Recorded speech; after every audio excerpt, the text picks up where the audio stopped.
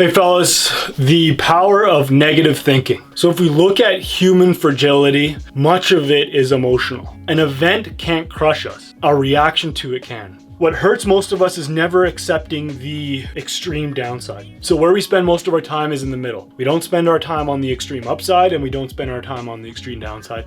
And what we need to do is we need to be focusing the majority of our time on the upside, on pursuing our big goals, while also hedging the downside, while also coming to grips with the emotional effects of an all-out catastrophe. So if you know anything about Stoicism, if you know anything about Seneca, this video will give you a rehash of how to use negative thinking, oddly enough, for your benefit, and you can then pursue the extreme positive. So this goes toward, if you've ever read anything by Nassim Taleb, or if you haven't, highly recommend you do. So take the analogy of a barbell. You've got two extremes and nothing in the middle. That's how we should spend most of our life. What we actually spend most of our life on is the intermediary. Worrying about things that we can handle very easily, fretting over things that don't deserve the attention that they deserve, while we ignore the extreme downside and we don't pursue the extreme upside.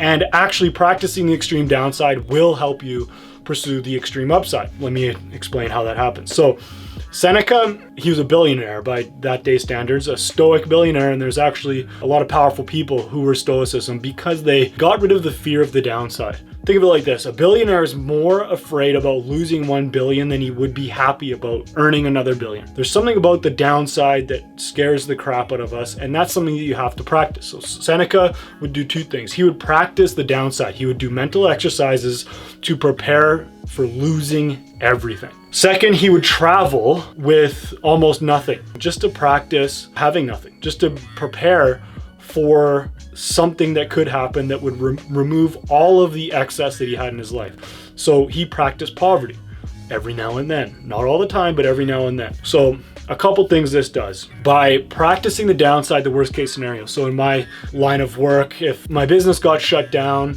lost the house, lost my family somehow, I know it's really tough to think about, would I be able to survive? If you go through that exercise, if you go through the worst case scenario, yes, you'd be able to survive. And going through the worst case scenario, especially in something specific like work, you then free yourself up to take bigger risks because you're not as afraid of the downside. A lot of what happens when we take risks is we don't take the maximal risk because we're too afraid of losing. We're too afraid of the catastrophe if it doesn't work, if we lose it all.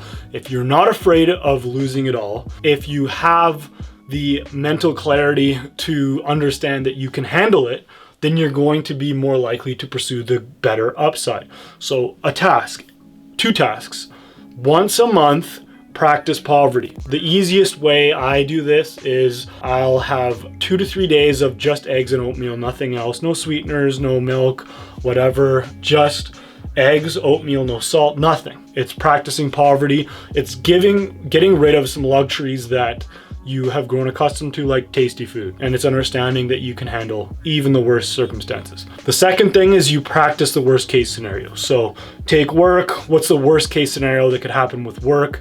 Be in it, go through it, accept it, and then focus on the plus side. You don't stay in the downside, but you just accept it. You prepare yourself emotionally because, again, much of human fragility is emotional. It's not the event, it's the emotion. So practice those 2 things.